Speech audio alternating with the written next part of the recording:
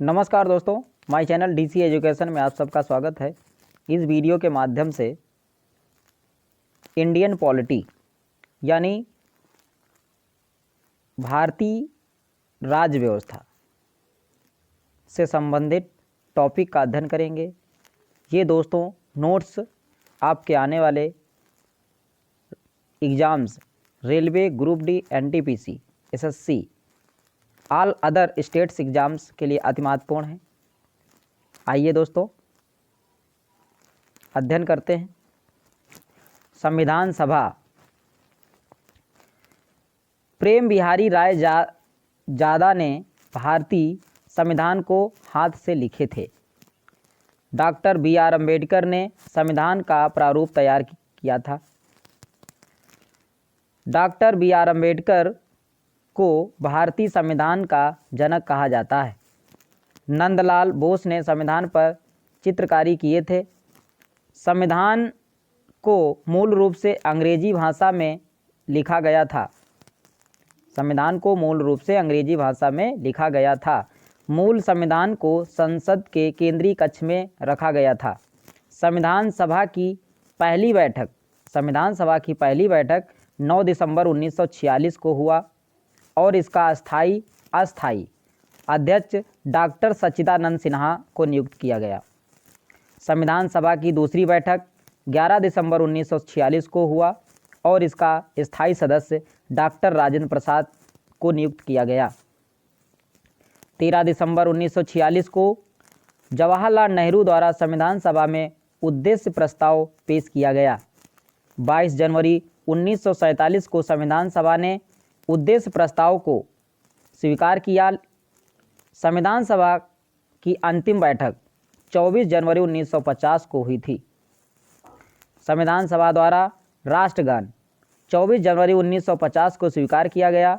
संविधान सभा द्वारा राष्ट्रगीत को 24 जनवरी 1950 को स्वीकार किया गया। राजभाषा हिंदी को स्वीकार किया गया था 14 सितंबर 1949 ईस्वी को। भारत के राष्ट्रीय चिन्ह सारनाथ के अशोक के स्तंभ को स्वीकार किया गया 26 जनवरी 1950 को। राष्ट्रीय ध्वज को स्वीकार किया गया 22 जुलाई 1947 को। राष्ट्रीय ध्वज का डिजाइन पिंगली वैकेया ने तैयार किया। किसने तैयार किया दोस्तों? पिंगली वैकेया ने। संविधान के संवैधानिक सलाहकार बी.एन. राव कौन थे दोस्तों? बी.एन. राव, बेगेल नरसिंह राव। संविधान सभा के निर्वाचन 1946 में कैबिनेट मिशन योजना के अनुसार जुलाई 1946 को 296 सीटों के लिए चुनाव हुआ, जिसमें कांग्रेस ने 208 सीटें पाई तथा मुस्लिम लीग ने 73 सीटें पाई, जबकि कुल सीटों की संख्या 289 थी। संविधान सभा के सदस्यों का चुनाव अप्रत्यक्ष इनडायरेक्ट रूप से प्रांतीय विधानसभाओं द्वारा किया गया था और 10 लाख की जनसंख्या पर एक सदस्य को नियुक्त किया गया था। संविधान सभा में कुल महिला सदस्य की संख्या 15 थी। प्रारूप समिति, ड्राफ्टिंग कमेटी, मसौदा समिति और पांडुलेखन समिति का गठन 29 अगस्त 1947 को हुआ। उद्देश्य संविधान का ड्राफ्ट तैयार करना। अध्यक्ष बी.आर. अम्बेडकर थे। कुल सदस्य थे 7। नंबर 1 भीमराव अम्बेडकर अध्यक्ष थे। दूसरे थे बी.एल. मित्त। तीसरे थे के.एम. मुंशी। चौथे थे मोहम्मद सादुल्ला। पांचवें थे अल्लादी कृष्णा स्वामी अय्यर। छठे थे एन. गोपाला स्वामी अय्यर। सातवें थे डी.पी. खेतान। झंडा समिति के अध्यक्ष राजेंद्र प्रसाद थे। मूल अधिकार एवं अल्पसंख्यक समिति के अध्यक्ष वल्लभ भाई पटेल थे। संघ शक्ति समिति के अध्यक्ष पंडित जवाहरलाल नेहरू थे। संविधान दिवस मनाया जाता है 26 नवंबर को। संविधान के अंगीकरण की तिथि 26 नवंबर 1949 को मानी जाती है। संविधान लागू करने की तिथि 26 जनवरी 1950, इसलिए इस दिन को गणतंत्र दिवस के रूप में मनाते हैं। संविधान सभा में लगा कुल समय 2 वर्ष 11 माह 18 दिन। भारत गणतंत्र बना 26 जनवरी 1950 को।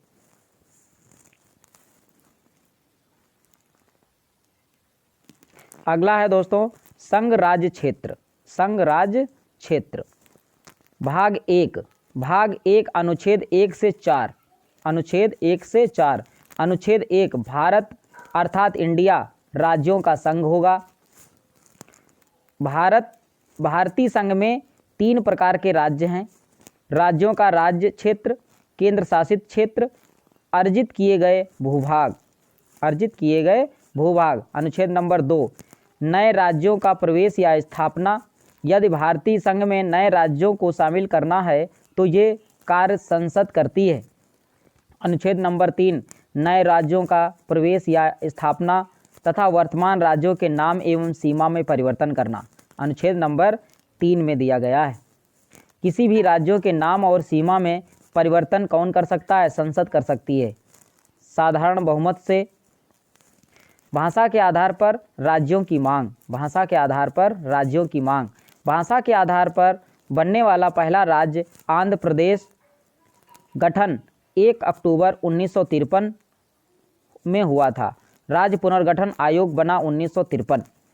अध्यक्ष फजल अली थे और सदस्य हृदयनाथ कुंजरू और यमके पडिक्कर थे। राज्य पुनर्गठन अधिनियम 1956 के अनुसार भारतीय राज्यों की 4 श्रेणी ABCD को तोड़ दिया गया और तोड़कर 14 राज्य और 6 केंद्र शासित प्रदेश का निर्माण हुआ। जम्मू कश्मीर केंद्र शासित प्रदेश बना 5 अगस्त 2019 को जम्मू कश्मीर केंद्र शासित प्रदेश बना और इसमें जम्मू कश्मीर को 2 केंद्र शासित प्रदेशों में बांट दिया गया, लद्दाख और जम्मू कश्मीर। लद्दाख केंद्र शासित प्रदेश बना 5 अगस्त 2019 को। तेलंगाना राज्य बना 2 जून 2014 को। छत्तीसगढ़ राज्य बना 1 नवंबर 2000 को। उत्तराखंड राज्य बना 9 नवंबर 2000 को। झारखंड राज्य बना 15 नवंबर 2000 को। गोवा, दमन दीव, दादरा नगर हवेली। गोवा, दमन दीव और दादरा नगर हवेली ये पुर्तगालियों के क्षेत्राधिकार में था। 1961 में तीनों क्षेत्र भारत में शामिल हुए। 1961 में तीनों क्षेत्र भारत में शामिल हुए। गोवा पूर्ण राज्य बना था 1987 में। 1987 में पांडिचेरी, पुदुचेरी यानी कृषि क्षेत्राधिकार भारत में शामिल हुआ 1953 को नवंबर में। पांडिचेरी पूर्ण राज्य बना 1962 में। सिक्किम चोंगयाल वंश का क्षेत्राधिकरण था। इस पर सह राज्य बना यानी 1974 में, पूरी तरह से शामिल नहीं हुआ। पूर्ण राज्य कब बना? 1975 में। पूर्ण राज्य सिक्किम को 1975 में बना था। दमन दीव दादरा नगर हवेली को एक कर दिया गया 26 जनवरी 2020 को। दमन और दीव राजधानी दमन बना दी गई। दमन दीव को एक करके राजधानी दमन बना दी गई।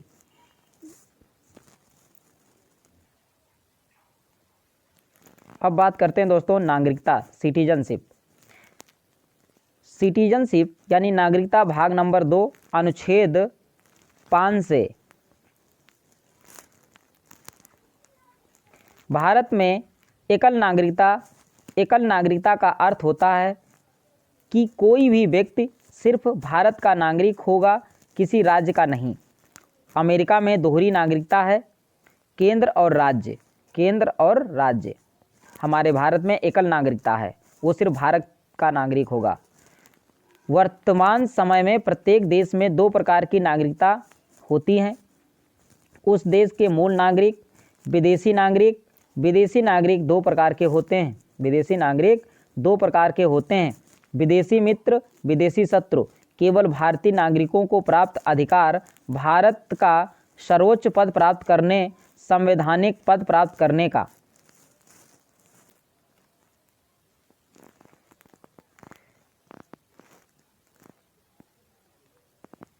भारत का सर्वोच्च पद प्राप्त करना और संवैधानिक पद प्राप्त करने का, चुनाव लड़ने का और मतदान करने का। अनुच्छेद 15, 16, 19, 29 और 30 के अनुसार प्राप्त सुविधाएं। नागरिकता के समर्थन में कानून बनाने का अधिकार संसद को है। संसद ने नागरिकता संशोधन अधिनियम 1955 पारित किया। इस अधिनियम के अनुसार भारत की नागरिकता 5 प्रकार से ली जा सकती है: जन्म द्वारा, वंश द्वारा, पंजीकरण द्वारा, देशीकरण द्वारा, भूमि के अर्जन ग्रहण द्वारा। जन्म द्वारा, वंश द्वारा, पंजीकरण द्वारा, देशीकरण द्वारा, भूमि के अर्जन ग्रहण करने द्वारा। नागरिकता का अंत। नागरिकता कैसे हम त्याग कर सकते हैं? नागरिकता में वंचित करने की शक्ति संसद के पास है। इनमें निम्न आधार हैं: युद्ध काल में शत्रु देश की सहायता करना, संविधान के प्रति अविश्वास, स्वेच्छा से भारत की नागरिकता छोड़ देना, किसी दूसरे देश की नागरिकता ग्रहण कर लेना, बिना सूचना दिए लगातार 7 वर्षों से भारत से बाहर रहना, संविधान के प्रारंभ पर नागरिकता। अनुच्छेद नंबर 5, संविधान लागू होने के समय व्यक्ति का जन्म हुआ हो या उसके माता पिता का जन्म हुआ हो या संविधान लागू होने के 5 वर्ष अर्थात 1945 से भारत में रह रहा हो तो भारत का नागरिक माना जाएगा। अनुच्छेद नंबर 6, पाकिस्तान से भारत आने वाले व्यक्तियों के नागरिकता संबंधी प्रावधान। अनुच्छेद 7, भारत से पाकिस्तान जाने वाले और कुछ समय बाद पाकिस्तान से भारत लौटने वाले व्यक्ति के नागरिकता संबंधी प्रावधान। अनुच्छेद नंबर 8, भारत से बाहर रहने वाले व्यक्तियों के संदर्भ में नागरिकता संबंध प्रावधान। अनुच्छेद नंबर 9, स्वेच्छा से भारत की नागरिकता छोड़ देने पर भारत का नागरिक नहीं, एकल नागरिकता का प्रावधान। अनुच्छेद नंबर 10, नागरिकता के अधिकार का बना रहना। अनुच्छेद नंबर 11, नागरिकता के संदर्भ में कानून बनाने की संसद शक्ति।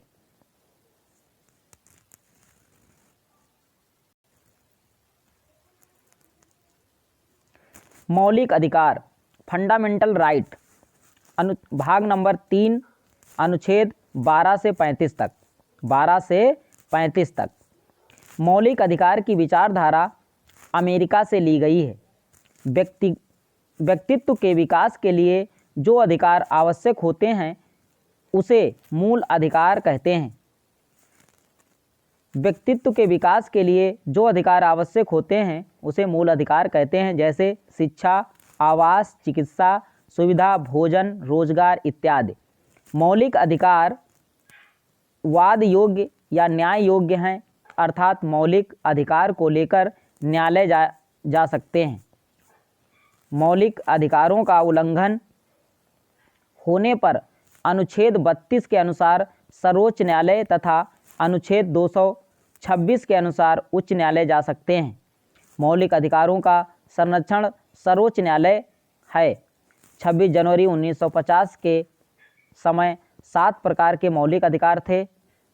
वर्तमान में 6 प्रकार के मौलिक अधिकार हैं।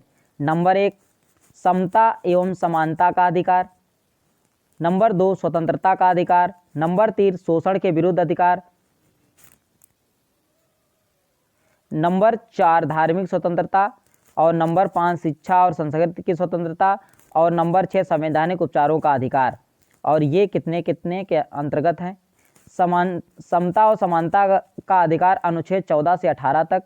स्वतंत्रता का अधिकार अनुच्छेद 19 से 22 तक।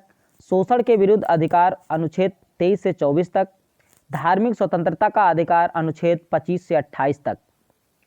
शिक्षा और संस्कृति का अधिकार अनुच्छेद 29 से 30 तक। संवैधानिक उपचारों का अधिकार अनुच्छेद 32 में। संपत्ति का अधिकार 26 जनवरी 1950 के समय मौलिक अधिकार का अधिकार था, जिसका उल्लेख अनुच्छेद 19(4) तथा अनुच्छेद 31 में था, लेकिन 44वें संविधान संशोधन 1978 में विधिक कानूनी अधिकार बना दिया गया। विधिक कानूनी अधिकार बना दिया गया।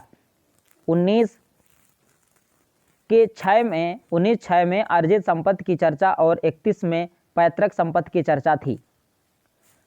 समता का अधिकार अनुच्छेद 14 से 18। अनुच्छेद नंबर 14, विधि के समक्ष समानता या विधियों के समान संरक्षण अर्थात कानून की नज़र में सभी लोग बराबर होंगे। कानून की नज़र में सभी लोग बराबर होंगे। अनुच्छेद नंबर 15, धर्म, मूल वंश, जाति, लिंग एवं जन्म स्थान के आधार पर भेदभाव का निषेध। दुकानों, सड़कों, होटलों, सार्वजनिक आदि स्थानों पर धर्म, मूल वंश, जाति, लिंग एवं जन्म स्थान के आधार पर भेदभाव नहीं किया जाएगा। अनुच्छेद नंबर 16, लोक नियोजन में अवसर की समानता। सरकारी नौकरियों में सबको अवसर मिलेगा। अवसर देते समय राज्य योग्यता का निर्धारण कर सकते हैं। अनुच्छेद नंबर 17, अनटचेबिलिटी, अस्पृश्यता का अंत। अनटचेबिलिटी का अर्थ यानी छुआछूत होता है। अस्पृश्यता का निवारण किया जा सकता है। इसके निम्न आधार हैं: शिक्षा द्वारा, जन जागरण द्वारा, शिक्षा द्वारा, जन जागरण द्वारा, सम्मेलन आयोजित करके, कानून बनाकर। अनटचेबिलिटी के संबंध में कानून बनाने की शक्ति संसद के पास है। संसद ने अनटचेबिलिटी निवारण अधिनियम 1955 पारित किया था। अनुच्छेद नंबर 18, उपाधियों का अंत। पुरस्कार अवधि की श्रेणी में नहीं आता है। राज्य, शिक्षा और सेना के क्षेत्र में उपाधि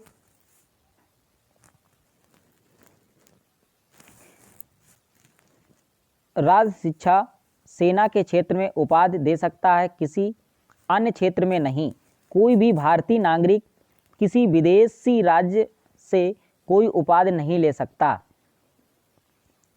कोई विदेशी नागरिक जो भारत सरकार के अधीन लाभ या विश्वास के पद पर है, किसी विदेशी राज्य से कोई भी पुरस्कार या भेंट राष्ट्रपति की अनुमति से ले सकता है।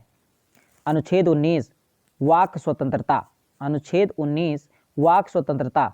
अनुच्छेद 19 का विचार एवं अभिव्यक्ति की स्वतंत्रता। विचार एवं अभिव्यक्ति की स्वतंत्रता। प्रेस व समाचार की स्वतंत्रता।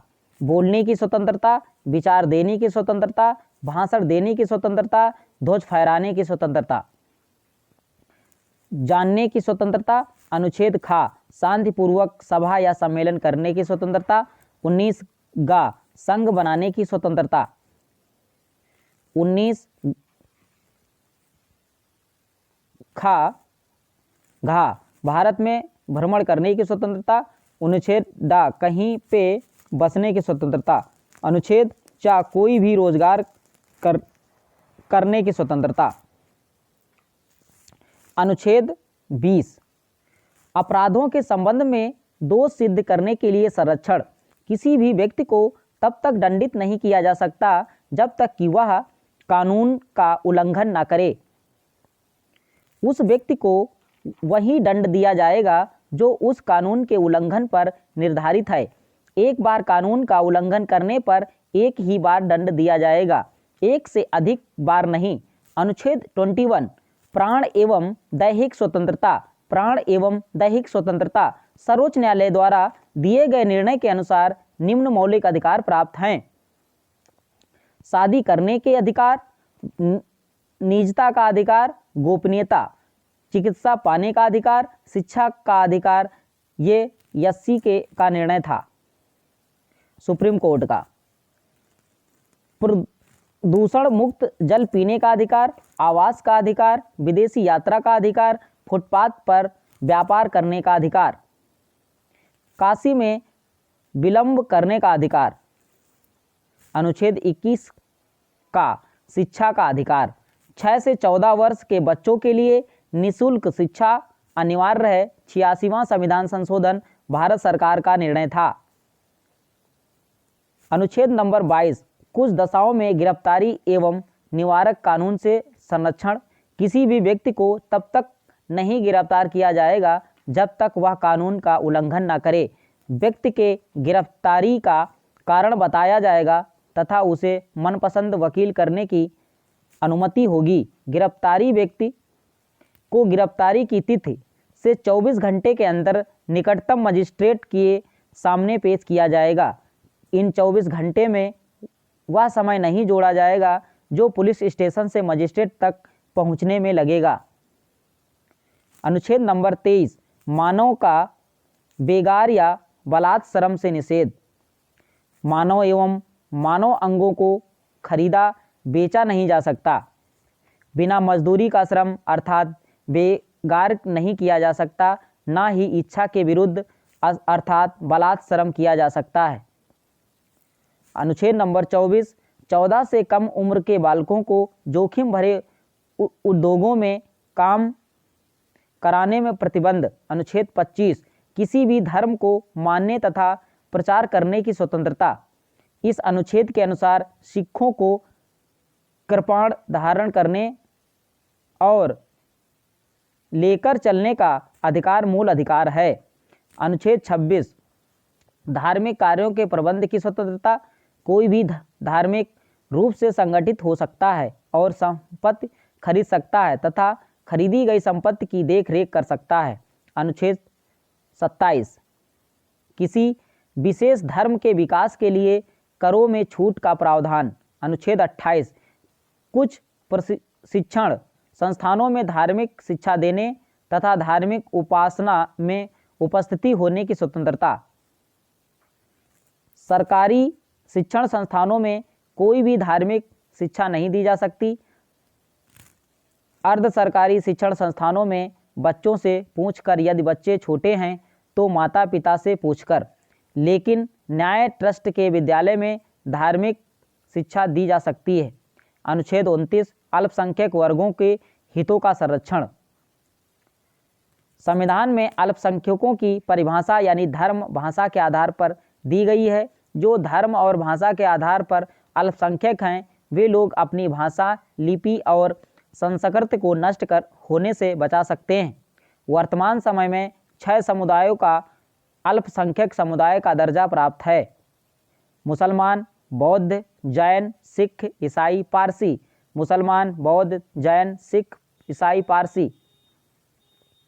अनुच्छेद नंबर 30 अल्पसंख्यक वर्गों को अपनी मनपसंद की शिक्षण संस्थानों की स्थापना तथा प्रशासन करने का अधिकार। धर्म और भाषा के आधार पर अल्पसंख्यक समुदाय स्कूल खोल सकते हैं और उनकी देखरेख कर सकते हैं। अनुच्छेद 32 संवैधानिक उपचारों का अधिकार। अंबेडकर ने अनुच्छेद 32 को संविधान की आत्मा कहा है। अंबेडकर ने अनुच्छेद 32 को संविधान की आत्मा कहा है। मौलिक अधिकारों का उल्लंघन होने पर अनुच्छेद 32 के अनुसार सर्वोच्च न्यायालय जाया जा सकता है। मौलिक अधिकार को दिलाने के लिए 5 प्रकार की रिट या याचिका जारी की जा सकती हैं। याचिका के आधार पर आदेश, प्रलेख, लेख। नंबर 1 बंदी प्रत्यक्षीकरण। बंदी को मजिस्ट्रेट के सामने पेश करो। रिट नंबर 2 परमादेश, हम आदेश देते हैं। नंबर 3 प्रतिच्छेद, मना करना। नंबर 4 उत्प्रेक्षण, पूर्णतया सूचित कीजिए। नंबर 5 अधिकार परीक्षा, आपका अधिकार क्या है। अनुच्छेद नंबर 33 सैनिक, अर्धसैनिक बलों एवं खुफिया एजेंसियों के मौलिक अधिकार पर प्रतिबंध। अनुच्छेद 34 मार्शल लॉ या सेना का कानून लागू होने पर मौलिक अधिकार पर प्रतिबंध। अनुच्छेद 35 मूल अधिकार के संदर्भ में कानून बनाने की संसद की शक्ति।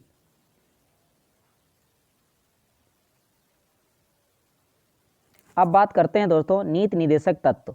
नीति निर्देशक तत्व भाग नंबर 4 अनुच्छेद 36 से 51। अनुच्छेद 36 से 51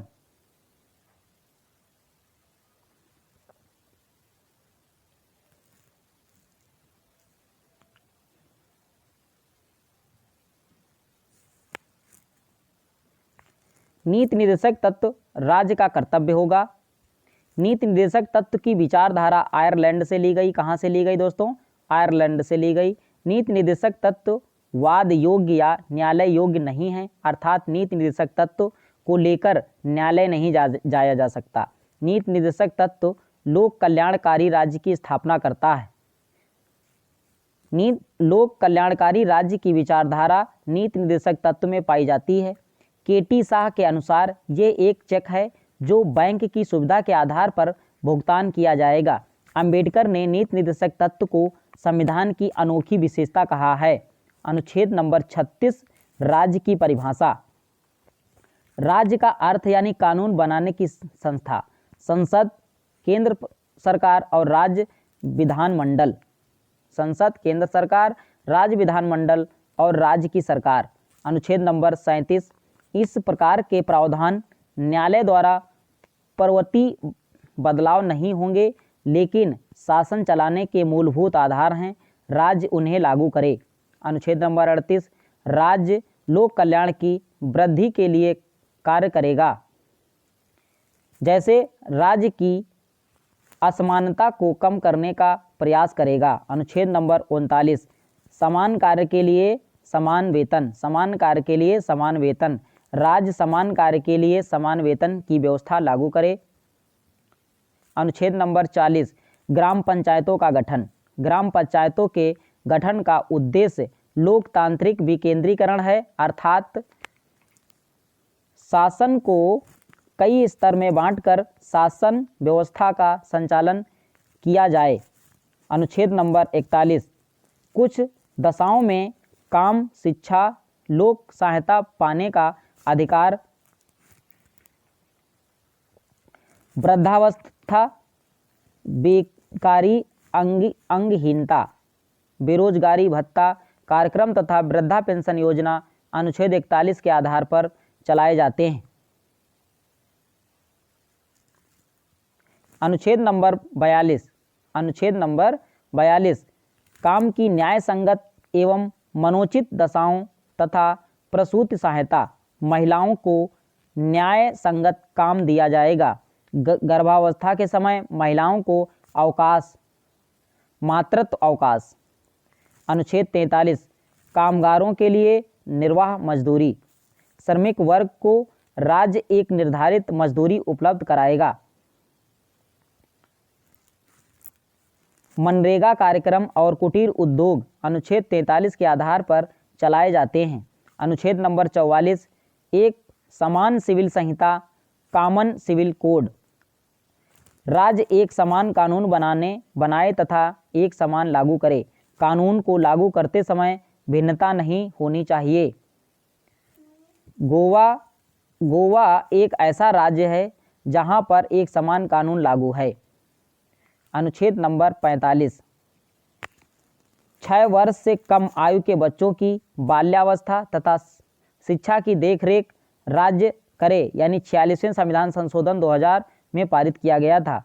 आंगनवाड़ी कार्यक्रम अनुच्छेद 44 के आधार पर चलाए जाते हैं। अनुच्छेद 46 राज्य अनुसूचित जाति एवं जनजाति तथा दुर्बल वर्गों के अर्थ तथा शिक्षा संबंधी हितों को बढ़ावा देगा।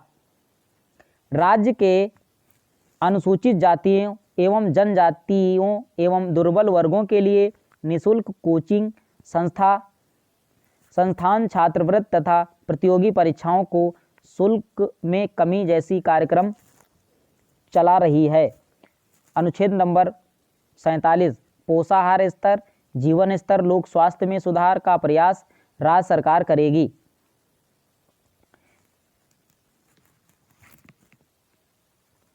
एल्कोहलिक पदार्थों का प्रयोग औषधि के रूप में किया जा सकता है, लेकिन जब हम औषधि को छोड़कर अन्य कार्यों के लिए प्रयोग करते हैं और ऐसा करने से जीवन स्तर, पोषाहार स्तर और स्वास्थ्य प्रभावित हो जाता है तो राज्य प्रतिबंध लगा सकती है, और इसी को आधार बनाकर बिहार में दारू बंद कर दिया गया। अनुच्छेद नंबर 48 कृषि एवं पशुपालन का संबंध। राज्य कृषि के विकास के लिए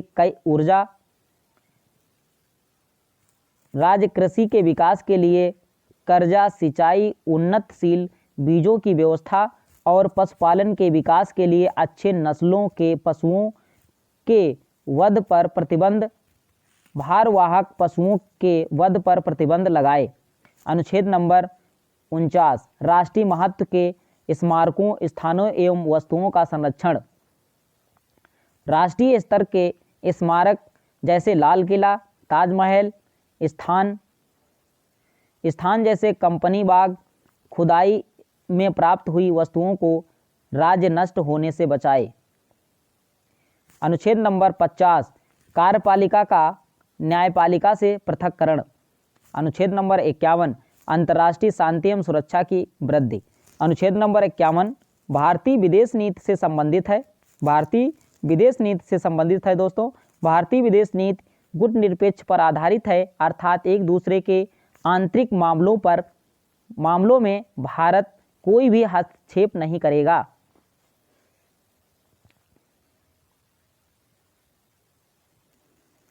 ये दोस्तों आज का लास्ट टॉपिक था। आप मिलेंगे नेक्स्ट वीडियो में। जो मेरे चैनल पे नए हो तो दोस्तों चैनल को सब्सक्राइब करें, लाइक करें, दोस्तों को शेयर करें, ताकि मैं जो भी वीडियो अपलोड करूं उसका नोटिफिकेशन आप लोगों तक पहुंच जाए। जय हिंद दोस्तों।